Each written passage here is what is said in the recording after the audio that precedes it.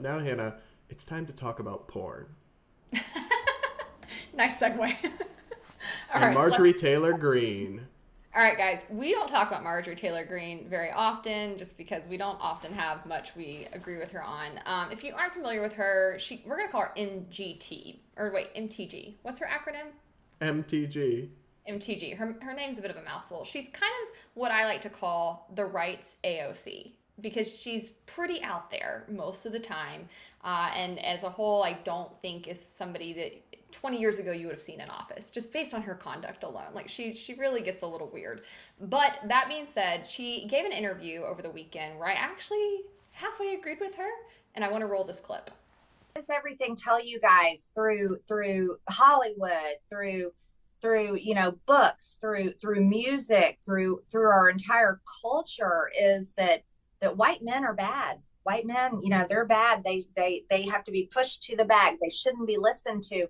But what that's done to your generation and even a little some of those a little older than you and those definitely younger than you is it has created hopelessness in many of these guys.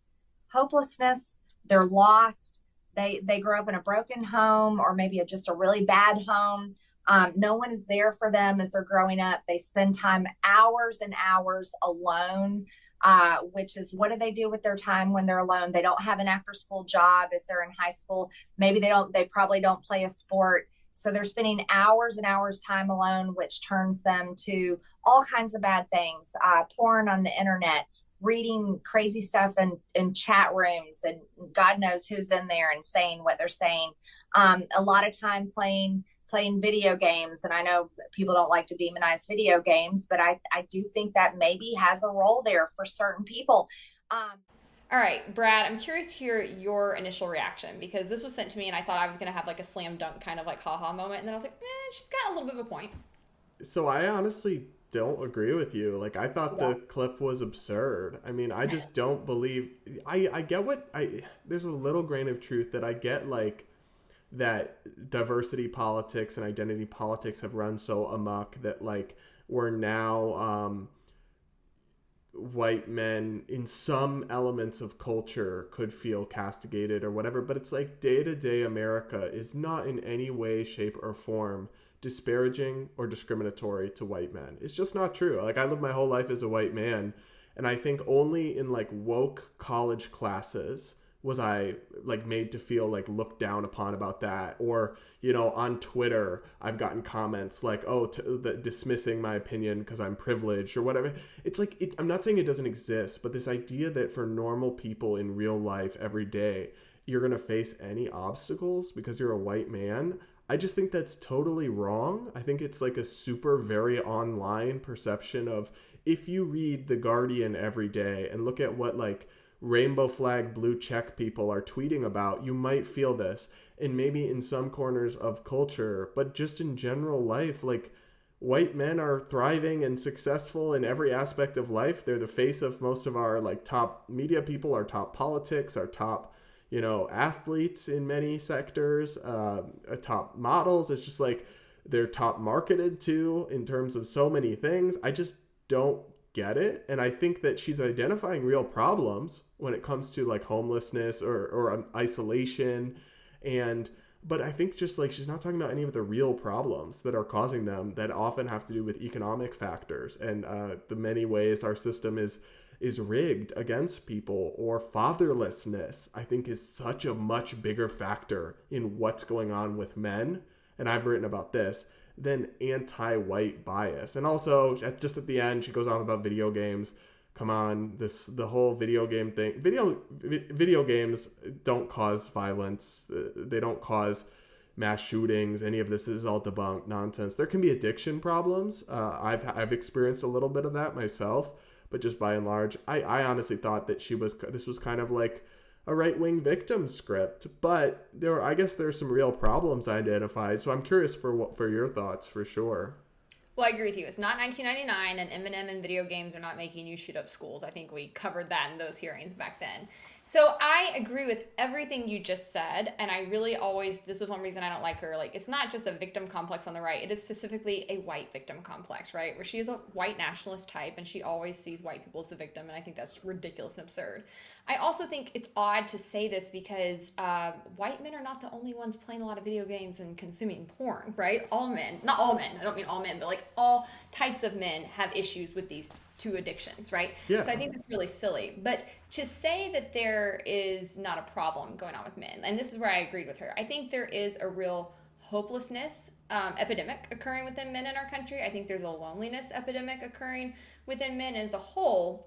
I don't think men are thriving in our society. And it's not to say that they're victims. It's not to say like everything's working against you. I don't think I take it to where she takes it. But what I do think is happening is that gender norms have moved very, very quickly, right? You had men that for decades and decades and decades were the breadwinner. They controlled all the finance. They had these positions in society that they got just by sake of being men because the system was structured to prevent women from working or opening bank accounts or getting credit cards without them. And now they're in this new dynamic where I think women have gotten a lot of assistance in recent decades to say, here's how you start a business, here's how you get through your degrees, here's how you thrive, here's how you overcome the systemic history of oppression that you've had, that your mother faced, that your grandmother faced, and here's how you overcome it.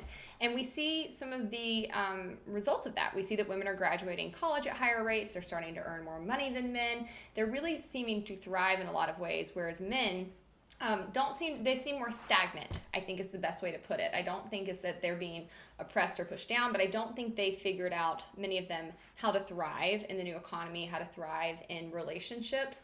And I think that this is an interesting thing to examine because so often, and I've seen this because I've put out content about the men's rights movement, I've talked about some of these issues facing men, specifically the psychological issues that men are facing right now, because I think that they haven't been given the same tools and techniques to overcome things like depression and anxiety that women often get. And there's more of a stigma for them getting treatment in society as well. Yeah. But I think that that's where I'm with her.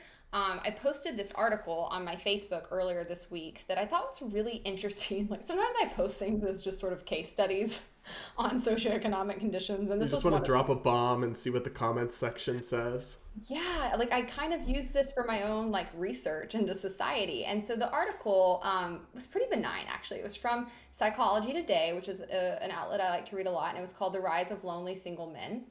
And my excerpt from it, I kind of just regurgitated what it says. I said, women have more choices than ever in the dating pool, and they want men who are good communicators, emotionally available, and who have shared values. For many men who are still not being taught these soft skills, that's a deficit they're going to have to address. Now, nothing I said is untrue, right? This is why men have to pay to be on dating apps and women can get on there for free. Women have a lot more options. We know that just biologically, they typically pick their mates more than men picking their mates because they have more options. They have more say over who they want to procreate with, settle down with, etc. And so we see that both genders increasingly are at least waiting till later in life to get married, but we see a growing number of people who aren't getting married at all. And we know that marriage, while it can be beneficial for both genders, is actually better for men. Men thrive when they're married. They tend to have better psychological outcomes, better financial outcomes even, and have happier home lives and get more out of marriage than women. And so this article was just addressing this. When I tell you the men in my comments were heated, they were heated. It got ratioed on Facebook. I think it had like 900 likes and like over 1,000 comments. Oh, wow. Yeah, it was really, really interesting. And obviously What were they mad about exactly? Most of them were saying something like this guy who said, and what do women have to offer? A lot of them were saying like, I don't even mess with women anymore. I don't even talk to women anymore. I don't want anything to do with them. We're choosing to be alone. We're choosing to be single. Yeah, like very, very... Are you? Very anti-women comments, to which a lot of my other people were coming in and saying, a lot of dudes upset about this in the comments, or a lot of people proving the original post right in the comments. One person said, these comments do not pass the vibe check, and tagged a group that is called, This Is Why There Aren't More Women in the Liberty Movement.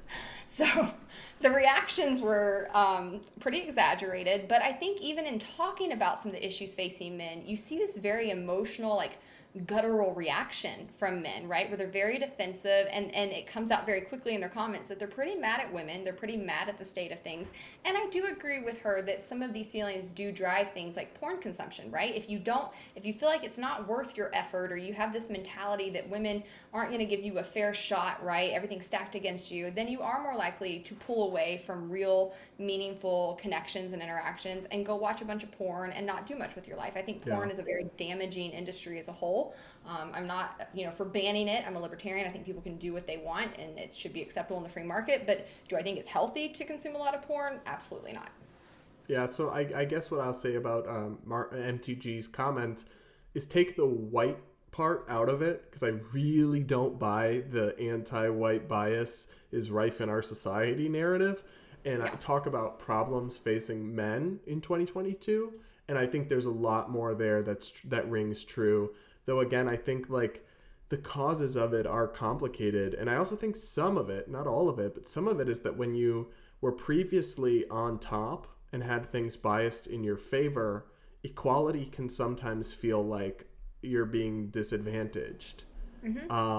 So I don't know. I mean, maybe like for a long time, men felt entitled to act a certain way toward women, and now women have options, and there's a lot more awareness over things like sexual harassment. I just think part of it may be a rebalancing of the field that feels like things are being tilted against them, but really they're being balanced back. I don't know. But at the same time, there are a lot of problems facing men. I think fatherlessness is a huge, huge thing that has affected so many men.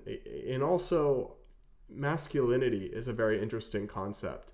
I think there's been very substantive and legitimate critiques of toxic masculinity, but yet there's not been enough space or credence or models for positive masculinity, what it looks like. To me, the most damning thing is that there's this like YouTuber who created an account that's called like Dad, How Do I? Or something, I forget, but he makes these videos like teaching you how to tie a tie or how to change a tire or whatever. And it's like the idea is if you don't have a dad to teach you these things, and all his videos have like 5-10 million views, right? And like that to me reveals something that I think is a real problem, and it might be part of what the Congresswoman was touching on here, and what these men in their fifis in your comments, where they're coming from. Yeah, I love that you point that out, because in my initial comment saying what women want are good communicators and emotionally available men, to me, that's a true man, right? Somebody who's capable of not only being strong in a physical way, but being strong in an emotional and a mental way. And I did not post that in a way that was meaning to be derogatory towards men, but rather in saying like, these are soft skills we need to come along and help men learn, because simply showing up and having a paycheck, that's not enough anymore. Women have their own paychecks. We need to figure out ways to be actual partners to one another and to have these cohesive and actually equal relationships. Not to say that there's not, differences in the sexes in relationships, so I think there are, but finding ways that we can actually step up and be people who come to each other's aid and like assist one another in ways that go beyond finances and these traditional structures is imperative, because I've been in the dating pool.